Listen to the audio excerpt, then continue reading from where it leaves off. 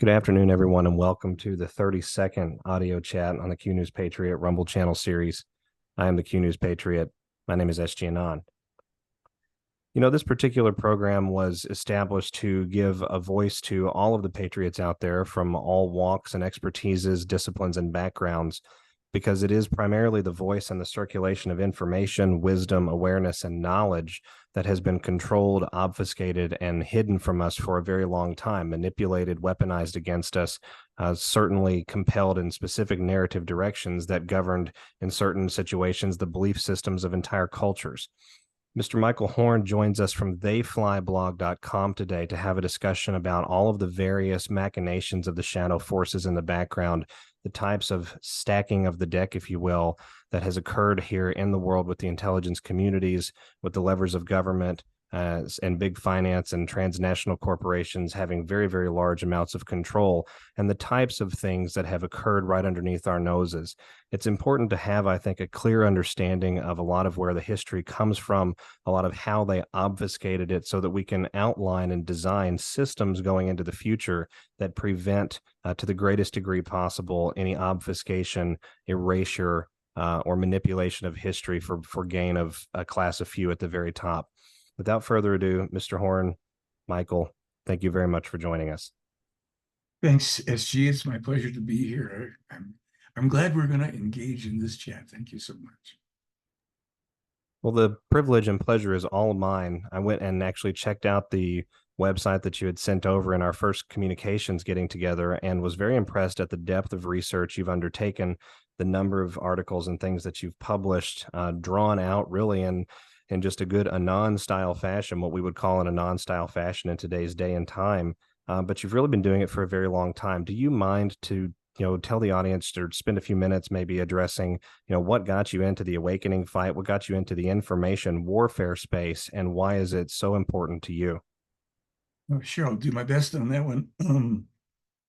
In 1949, pardon me, in 1949, in 1979, I walked into a bookstore in Los Angeles, California, a so-called metaphysical new age paranormal mecca called the Bodhi Tree. And facing me within the first 3 steps into the bookstore was a photo book right straight across from me, about 10 feet away. And it was quite captivating because on the cover, there was a photograph, not an illustration, a very clear photograph of a UFO, the clearest I'd ever seen in 1979, certainly. And on the same cover, there was a jet plane in the background, seemingly passing behind it. Well, I knew I had to have that book because ever since I was a kid growing up in the 40s and 50s, listening to the radio and watching early TV shows, I'd always been fascinated by the idea of, at the time they were calling them flying saucers, UFOs it became, and other life in the universe. And I'd seen what was available. I was not heavily into things like in the, when it came online, Star Trek and those types of shows didn't get my interest too much. There were a couple more primitive versions. Suffice it to say, I had an interest, grabbed this book, bought it on the spot, and that began, well, now about 45 years of research into the information and the evidence in what's known as either the Billy Meier UFO case or the Billy Meier contacts. And that refers to the body of work presented and published by a now 87-year-old Swiss man living somewhat reclusively, but not totally, up in rural Switzerland, who claims that ever since he was a 5-year-old boy, and that would be back in 1942, that he has been voluntarily having face-to-face meetings with human beings from another star system. Now, there are things that have been published by him when he was as young, I think, as 9 or 10 years of age, and we have copies of that information.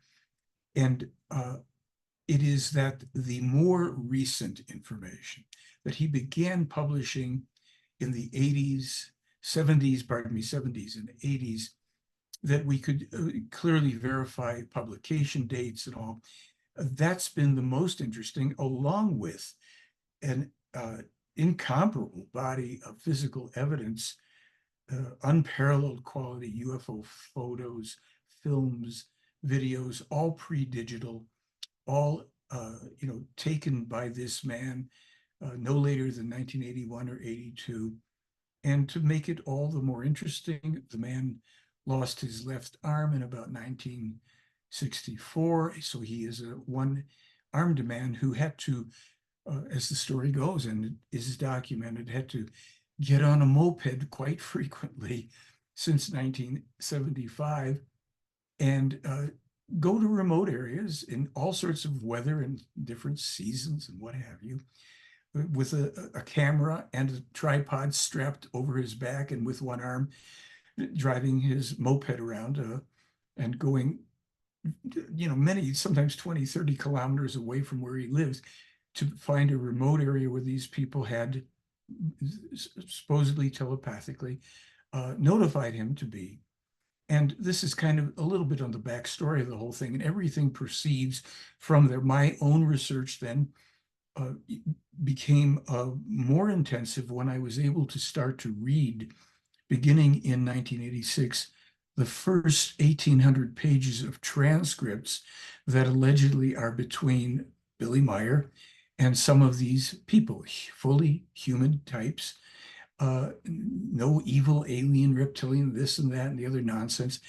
And they contained from the very beginning such interesting information that I was night and day reading this stuff. And it would be 2 years after that, 1988, that I would open a newspaper in the area in which I was living, which was kind of in the Westchester, Playa del Rey area of Los Angeles, and a new article grabbed my attention. It was a claim of new discovery, new scientific discovery about the damage to the ozone layer being connected to atomic bomb explosions and atomic radiations, etc.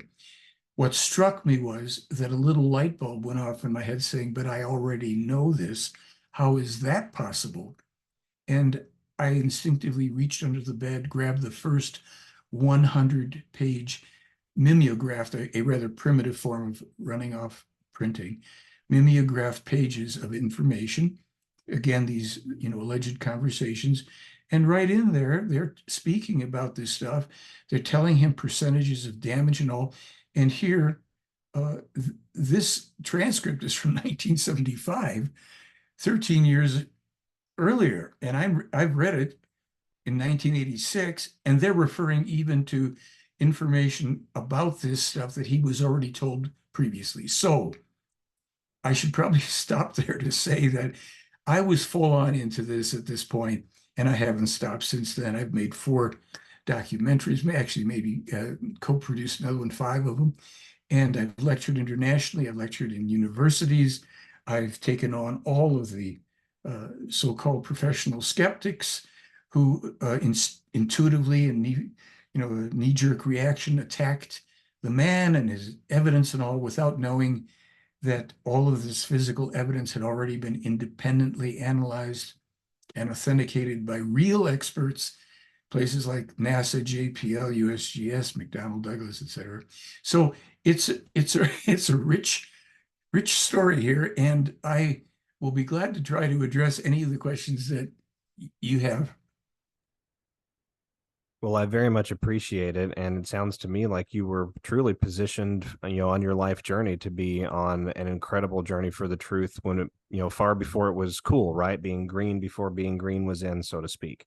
I was in 1960 or so, in late end of high school. I was pondering why the bus in front of me going through the park, Lincoln Park in Chicago, was belching out all this smoke. And the first thought that came to mind was the dinosaurs have come back to get us.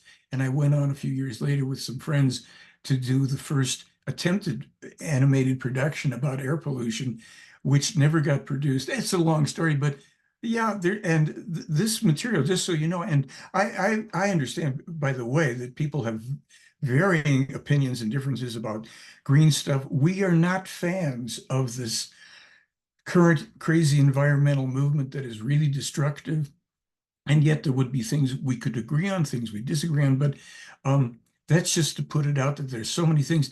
This man, Meier, is the first person I ever found who was specifically warning about these things. And as per the thing I just mentioned from 75, I would find documents later that show that he was first speaking about the ozone damage and its connection to atomic explosions and all forms of environmental damage, natural and unnatural, as far back as 1949 and 51. So it's one of these things where people have to, if they're interested, they determine the truth for themselves, because certainly it's very provocative. It's an amazing body of work, over 45,000 pages. Incredible. Yeah. And I kind of want to get into some of those pages if we could for, the next Anything. part of our discussion here, because, when it comes to the issue of not being alone in the universe, I think at a deep soul level, most of us out there, nearly all of us probably, when presented with calm information in a rational way, can acknowledge that it is extraordinarily unlikely. In fact, I would submit statistically impossible that that is actually the case. And we have evidence to show, of course, certainly over the last 100 years, but going back multiple millennia with various writings, hieroglyphs, cave recordings, etc., that there has been a presence of perhaps other sentient beings, right? That's a term I use often on the program here, interacting with us human beings, mankind. Some of us wishing us ill, some of us wishing us well, sort of in the natural conclusion of progression of evolution in the universe, or the progression of life here in the world. So that being said, and sort of keeping that premise in mind, do you care to take us through a general timeline, a summary, for example, for those folks out there that are watching this broadcast, very new to this subject, from Roswell, 1947, the birth of the atomic age, to where we are now with the secrecy and the lies by omission that have occurred through the intelligence community and the various levers of government in that period of time? What does that picture look like? Oh, sure. Well, it's interesting you mentioned it that way, because in this material, uh, there is a timeline. I won't go into it unless you want it, because I'm glad to address the more current contemporary timeline. But there is a timeline that goes back literally millions of years. Now, of course, I can't prove it. I can't disprove it. It's just that this information exists. And for instance, I'll add this one thing and then address exactly what you were asking. Yesterday, we put up an article by one of the people who's an independent researcher. He's located in America, and he puts up the most interesting articles that incorporate and refer to and augment information from this man, Meier, that he claims is given to him. And you can read the conversations and you can say, well, he's making it up. Or you can say, wow, these are some smart people. And his article from yesterday goes into the whole Atlantis story and what that's about. So that I'll throw it out just as a teaser for people who are interested, maybe in looking through the website. Now, to get back into the more current times, let's say 109 years ago, whatever it is, in 1915, during the First World War, according to the information in this case, as I'm remembering it, I could open a tab, but I've got this in my mind. During the First World War, the antagonists are out there, battlefields in Europe, and they're noticing every now and then these objects in the sky hovering about or perhaps moving slightly. And each side is assuming it's a secret weapon from the other, but in relatively short order, since there's no action towards anybody on the ground emanating from these objects, it's determined by people that this isn't originating here. Certainly, it's not the equipment, the weapon, the technology of any known terrestrial forces. It is told in this material that President Woodrow Wilson became informed, of course, about this and knew about it. And apparently other leaders involved in the First World War conflagration. And now I'm not sure if this was ever openly communicated between them, but what is said in this material is that there was a kind of, if you will, conspiracy of silence, because the implications, it's bad enough everybody's fighting for domination and power. The implications of revealing to one's own country at whatever position of power, dominance, or leverage you might be at in a war, that there are sophisticated unknown objects from unknown places controlled by unknown beings that are outside of any terrestrial control, that would obviously be considered somewhat destabilizing by any government, military, and all that. And that, by the way, I mean, that is a premise that has proceeded up until, and you mentioned the Roswell situation. The Roswell crash was one of a number. I think what they said so far in the Meier material, there were about 8 or 9 worldwide, not all in the US, some, more than one. And that again, the utmost secrecy has been maintained by all governments and military powers in countries in which these crashes occurred, and in which any kind of recovery and sequestering of these objects, downed objects, and any life forms, to put it in those terms, that dead or alive, that were recovered. Now, it should be added that it was around the time of the Second World War that, and I've got to get, I'm not a great historian and I'm not looking at the exact things, but it was President Franklin Delano Roosevelt who, having been informed by intelligence services about some crash or other, and I'm not sure if it was Roswell, realizing, again, this whole destabilizing element that was possible here, and how necessary it was to control the news, the information that flows out about anything like this. He, through the intelligence services, they contacted H.G. Wells, a science fiction writer, and Orson Welles, a famous producer and actor of the time. These two Wells people spelled their names differently. And under threat of death to them and their families, according to this information, they were told they would do a broadcast of H.G. Wells' story, War of the Worlds, that would be presented by Orson Welles in a very realistic fashion, which took place. People committed suicide. And of course, we know there was a first film about this out then and a second film. Now, slightly before that, or somewhat, maybe more than slightly before that, during the Second World War, the Nazis had come into possession of information that had been foolishly, I should add, anyone could say, and supposedly telepathically transmitted to German scientists who, for whatever reason, were, well, I should say for whatever reason on the part of the alleged extraterrestrials that transmitted it, unaware of what was going to become of it in short order, and that the Nazis were hell-bent on world demolition and domination. And what happened was, according to the lead military investigator in the Meier case, at the time when he came into this case, a retired Lieutenant Colonel Wendell Stevens, USAF. Wendell Stevens,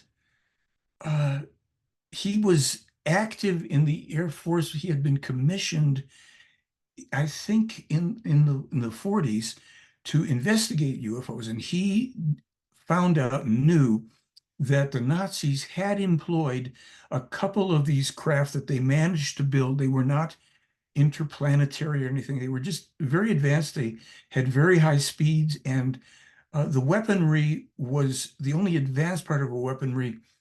One was they used, I think, just heavy-duty machine guns. The other craft had an electrical pulse weapon of some form, so they could send these two craft up. And what Stevens, the story he told me, he said it was during the Second World War that the Allies sent up a huge number of bombers to go and do a bombing run. He didn't know or tell me where in Germany. And the Nazis sent up two craft only. And I think one for sure, but maybe two, were using these pulse weapons. And he said what they did was, as the force, this air force of Nazi bombers, pardon me, Allied bombers was coming through, the Nazi craft were pulsing the engines on the lead planes, disrupting the firing. That's basically what he was saying. So these craft were starting to slow down, if not plunge, whatever. And the craft behind them, not having the interruption necessarily of the firing of the engines, were plowing into the backs of these planes, and the Allies, whatever, had to turn back. Now, that's just one of the anecdotal stories. But in the Meier material, they did speak about the fact that the Nazis had the craft after the Second World War. The Allies took control of the plans for these craft. Some of the Nazis who could and had access to some craft fled into South America. And there's information about that. So, point being, to address what you're talking about, this whole thing got turned into a scary tabloid topic early on. And I have been interacting, making presentations and all this, challenging skeptics and all, doing some public stuff, interviews starting 2001, 2002. And while I could get into, so-called UFO events and all that, and I got even interviewed on places like WTOP radio in Washington. But as soon as I did, I and Meier and the information was attacked by a guy on a disinformation site who was actually an attorney. This whole thing just gets so wild because this case, people do not want this information out. And Mr. Meier has survived. I think we now know it's 25 documented attempts on his life in 45 years, believe it or not. And yet no one has to believe it either. It's not the most important thing to establishing the factual reality of the case. But every other story, all of the government, hearings, and if I may, this might be a place where I could drop in something very pertinent to it. And that is this.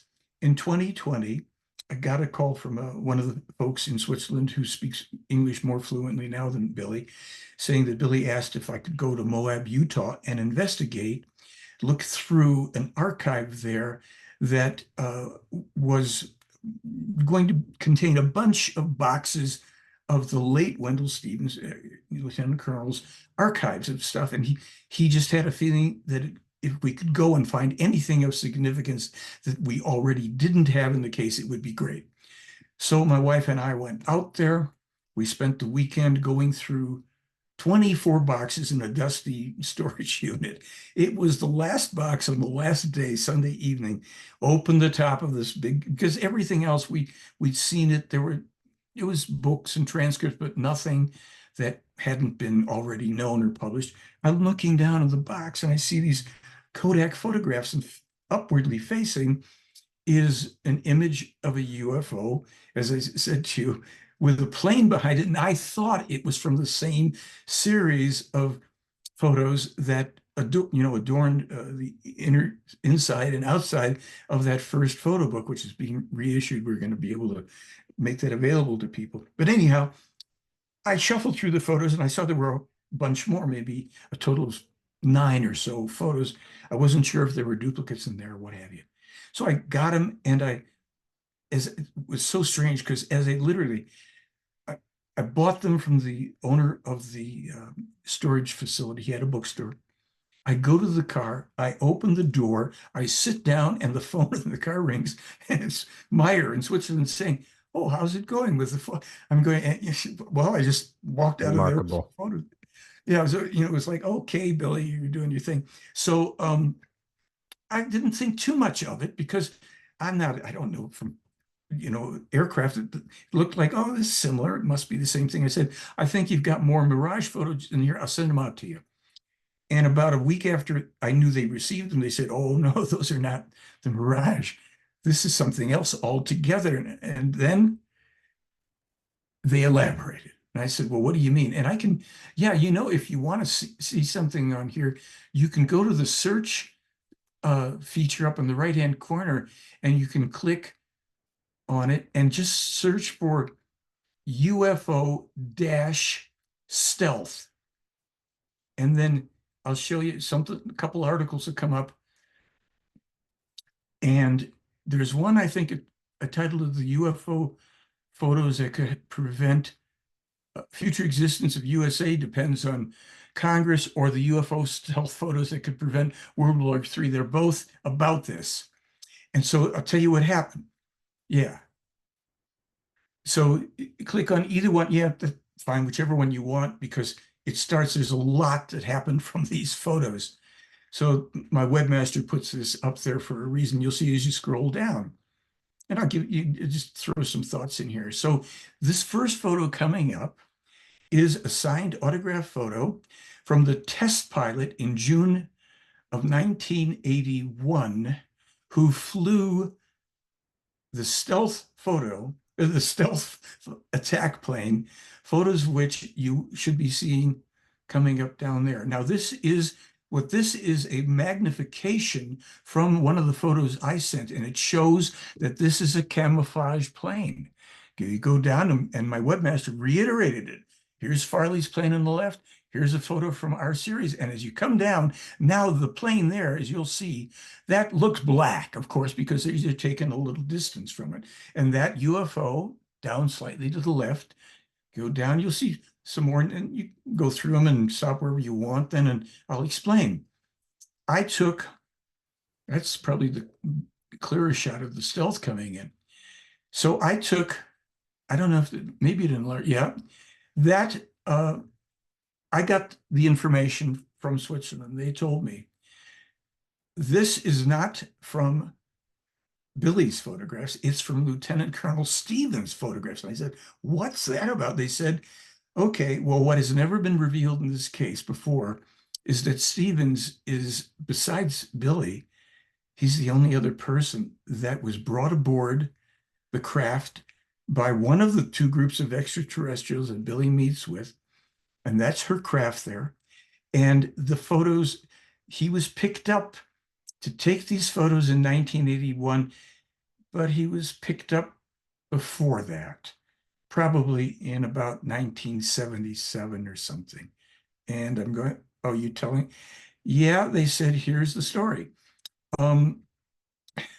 Wendell Stevens met Billy years before he actually began officially acknowledging and investigating this case. And we know about when he started officially and all of that.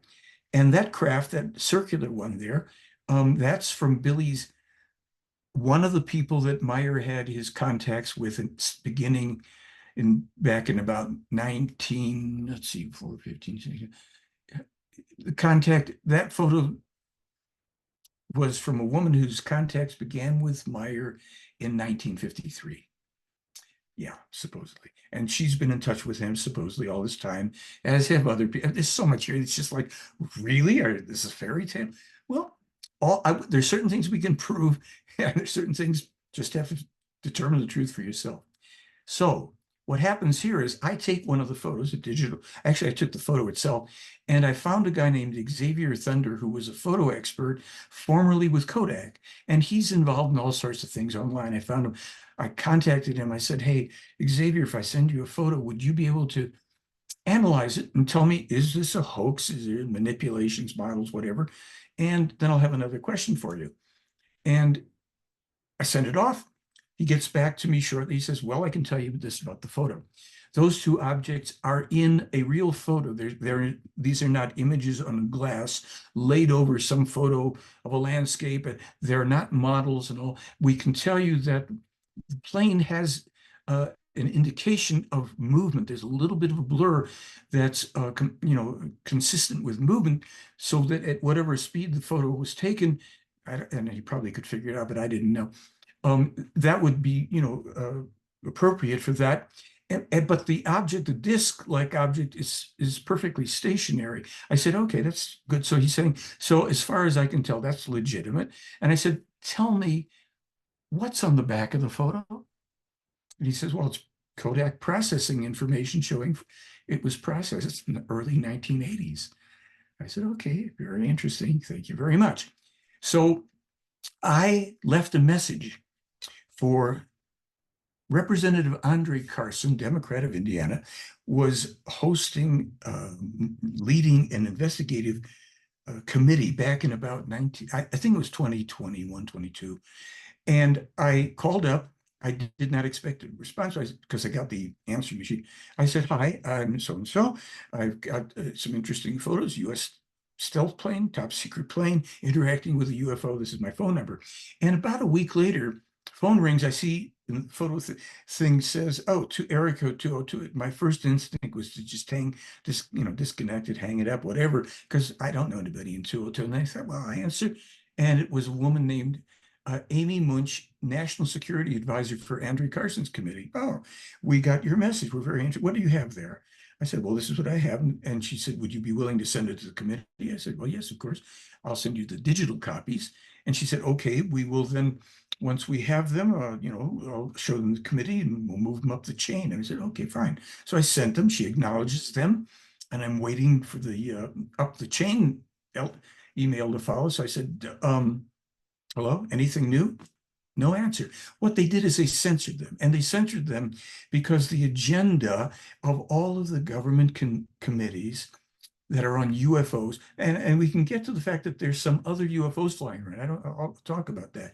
But these committees are mainly about raising money for more weapons, for more endless US wars, which will lead now almost absolutely to the utter destruction of this country if the material in Mr. Meier's case is accurate. And so far, we have over 250 specific error-free examples of prophetically accurate scientific, geopolitical, environmental, medical, and economic information, error-free. Okay, so here these folks suppress it, and this is around the time that Lou Elizondo and Chris Mellon are coming for, former intelligence operative Lou Elizondo, former, right? So they don't want to be disturbed by it. So instead, they're going to parade a various numbers of whistleblowers and people in these committees, one after another. And that's not to say that the whistleblowers don't know something. They know nothing of significance. Anybody who has spent 2 weeks reading information in the Meier case already knows more of significance pertaining to our future survival and what goes on in Switzerland than any of the whistleblowers in the government. That doesn't mean that high-level intelligence operatives or elements of the CIA and other countries' security and intelligence services don't know about this. To this day, right now, there is CIA-backed Swiss military incursions with helicopters above this property in Switzerland, where they place hearing devices all over the place in the trees, what have you, because they try to record his conversations, which they can't do. And this is not, I've seen in videos. Okay, so again, I get a little worked up about it because this isn't about UFOs primarily. It's certainly not primarily about extraterrestrials. It's about us and our future survival. And to me, it's gone like this. They've given us the best eye candy you're ever going to get. This, all this stuff, clear as day. Some of the photos are within 15 feet of these craft. Some are multiple, 3 and 4. Some are taken from inside the craft. Okay, great. 8 films, pre-digital. A video that Meier's in walks forward with his regular 35mm camera while the video camera is rolling, and one of the craft is hovering next to a tree 500 feet away. He goes out of frame, presses the button, and zooms in on the darn thing. So sound recordings, metal alloy samples that Marcel Vogel at IBM said, I can't duplicate this with any technology available to me as a scientist at IBM. This is made cold fusion or in outer space, but he said people should start looking into this, instead of just writing everything off as some hoax. This goes back, all that analysis stuff was done in the late 70s, early 80s, and there's newer analyses done within the past few years of the photos, and it's all like, there's some photos where one craft is in two places at the same time in either a still photo or in a video. Analyze stuff, and they showed to people. Okay, great stuff. The higher standard of proof, in my opinion, is that stuff that I started to read back in 1986. Oh, A-bomb testing, and then everything else that starts flooding out, confirmed. The earthquakes that they foretell in 1948 will take place in central Italy in 2016. I looked them up. They were the strongest earthquakes on record in Italy. That area. Well, why is that important? Because in 48, they said it will be after that time that the 5 major volcanoes in Italy will become active and will start to erupt. One of them's a caldera in Campi Flegrei.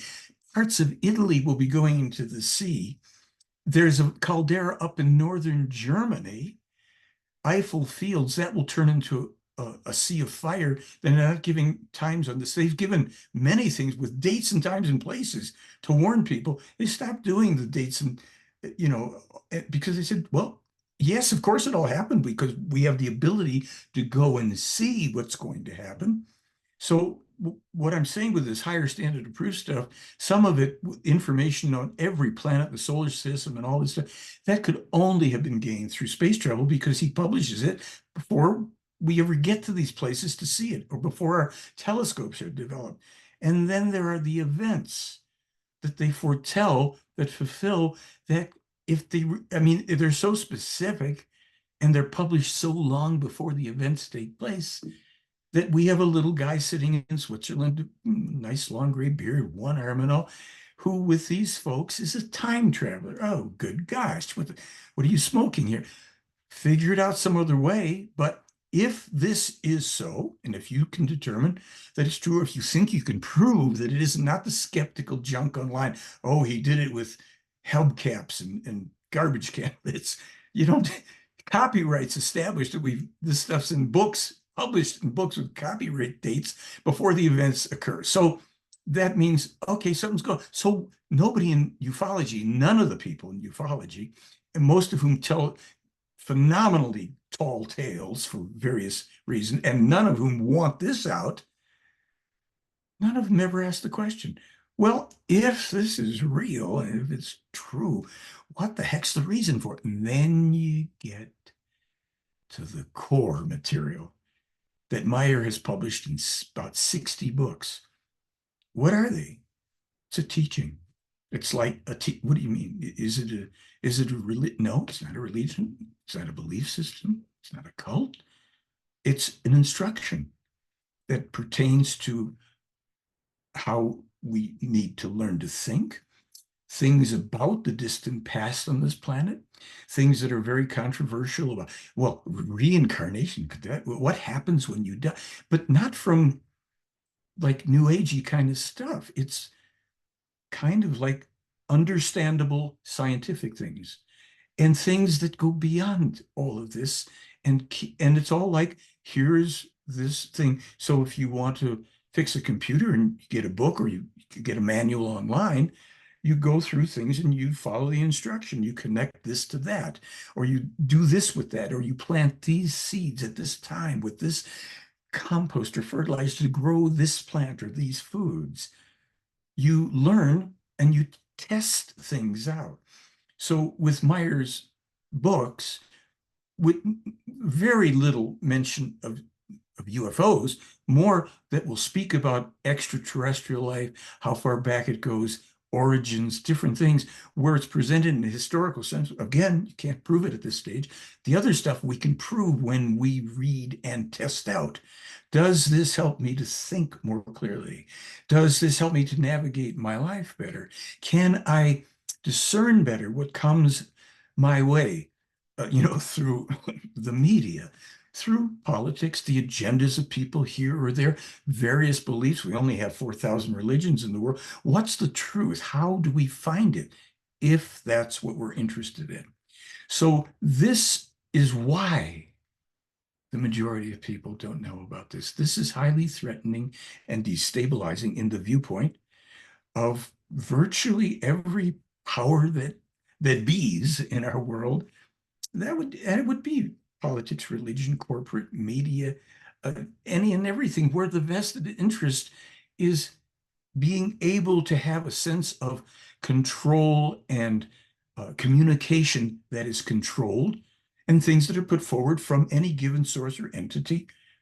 That's what we prefer. We don't want things that we cannot successfully answer. Now, since time is a little tight, I think I've got a little more, but I want to tell you there are other UFOs being seen.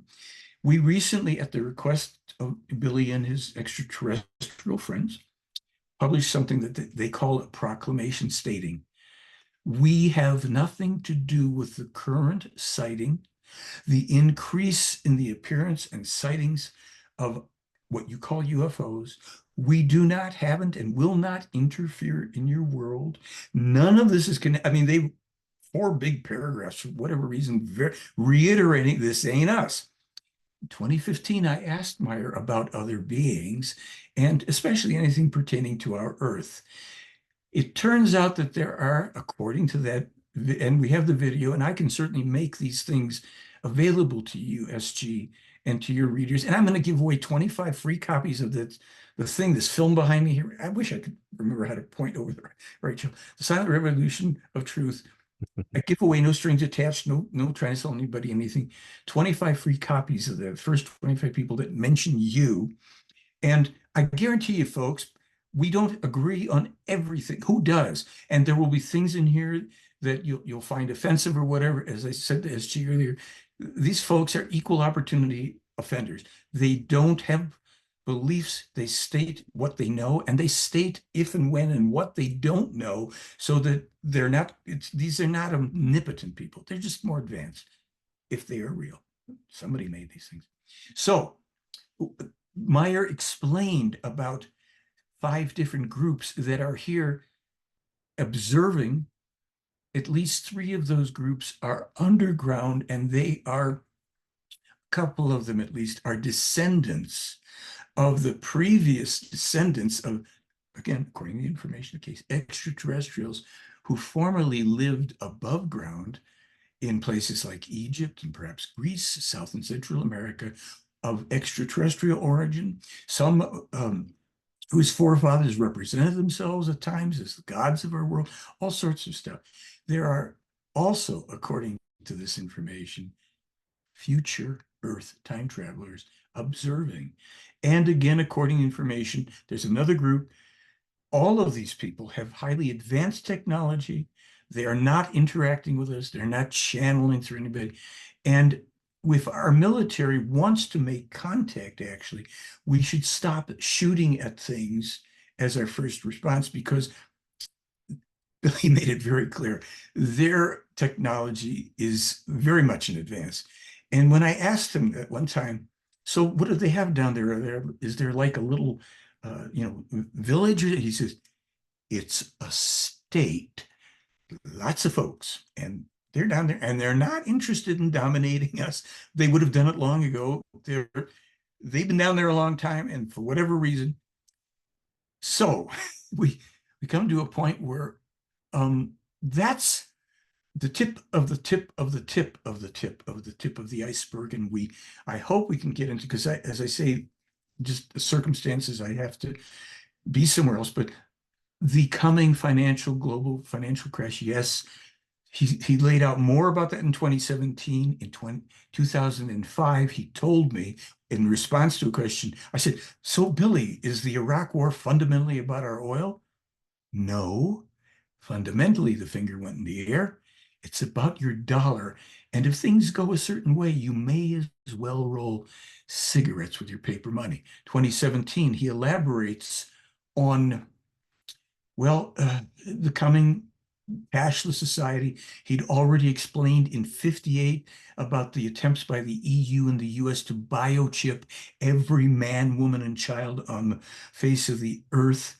And that in 2017, he also stated quite clearly that the U.S. will probably launch through NATO and an attack. The attack on Russia has already been predicted decades and decades ago, but from Germany, that the financial crash will also be blamed on Russia, and that things are going to go very badly. The American people will be dispossessed. The government will turn the police and military against the partly heavily armed populace. Now, how do we get from outer space to America and to two coming civil wars that he first foretold in 81? Folks, this just goes on and on and on, and it is strangely very relevant, in my opinion, to us here in this country, to the kinds of things that I think everybody in your audience already has points of view about. And you'll find in this material, points of view from this material coincide. Some you'll find are very diametrically opposed. You won't like them, you will like them, it doesn't matter. We just care about finding out, that word, there goes again, around the shoulder. Truth. Silent revolution of truth. We want to know what truth is, because otherwise we can believe whatever we want. We can be for this guy or that party or whatever. If it ain't corresponding with truth, then we're in trouble, because there's a few immutable laws of the universe. One of them is the law of cause and effect. And when you start to realize how much damage has been done by the hidden, but Billy speaks about a lot more than even people know about, what the shadow government is, dark governmental forces. They told him all about BlackRock before 1948. So this isn't, you can take the UFOs out of it. You can take the ETs out of it. You take the information at face value and check copyrights. Was that really published then? Maybe, just maybe, this is worth a deeper look. So I'm sorry, but I have to run on something. If you ever want, I'd love to go into more of this, whatever you or your folks are interested in. And again, I give away 25 free copies of that. If they just contact me through the blog. There's an email there, michael@theyfly.com. And then let's people make up your own mind. And I hope this has value to you, however you feel about it. Mr. Horn, that might be the most thorough answer to any question that I've asked yet on this particular channel and series. And I'd like to say thank you, genuinely. Thank you for such a thorough, detailed, descriptive, longitudinal, and expansive answer. And really, if I can close us off with this today, because I think it's the perfect note to close upon. We went from the discussion of Mr. Meier's UFOs and the history behind that, the various government agencies' involvements of that, the manipulation, the different points of intersection, all of that. And we all sort of are beginning to congeal as one mankind around these ideas and around the truths that our forefathers, our parents, our grandparents have known for a very long time, but have been ostracized publicly to bring about to the public fold. But we ended our conversation today on the idea of the spiritual identity of mankind. And that's really what we're talking about. We're talking about understanding who we are as part of a grander chorus and as part of a greater host here in this world to a litany of beautiful creations of the Almighty. And that's the purpose, I think, of this great awakening, if I may be so bold, is to awaken us once again to the knowledge of who we really are, what this earth is really about, and what creation is really like. Mr. Horn, thank you very much for joining me today. I wish you well in your travels this evening. And for everyone out there, I hope you've enjoyed our discussion. I'll be back with each of you again soon on the Q News Patriot. This is SG Anon. Thanks. Bye-bye.